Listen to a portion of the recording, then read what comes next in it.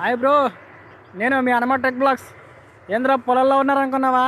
అదేంలే, ఇక్కడైతే రెస్ట్ తీసుకుంటున్నా. అక్కడైతే NH-67 బ్రిడ్జ్ వర్క్ అయితే జరుగుతుంది, మీకు చూపిస్తాను.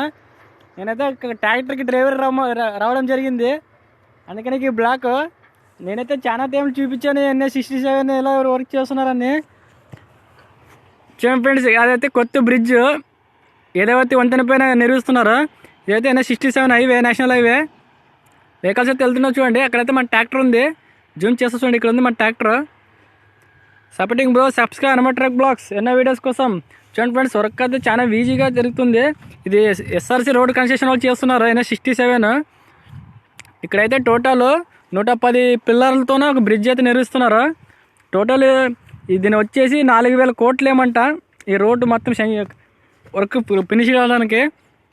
చూడండి ఫ్రెండ్స్, అప్పుడే ఓల్డ్ రోడ్ని ఆల్రెడీ వర్క్ చేస్తూ ఉన్నారు. బండ్లు అయితే నిత్యం 4000-5000 వెహికల్స్. ఇక్కడ చూడండి ఫ్రెండ్స్, బ్రిడ్జ్ పైన సిమెంట్ బల్కర్లు ఎలా వస్తావో మీకు చూపిస్తాను. ఆ పక్క పాత బ్రిడ్జ్ ఇది న్యూ అయితే ఇంకా ఓపెన్ కాలేదు, ఓపెన్ అవుతుంది. Subscribe bro Hanuma tech blogs.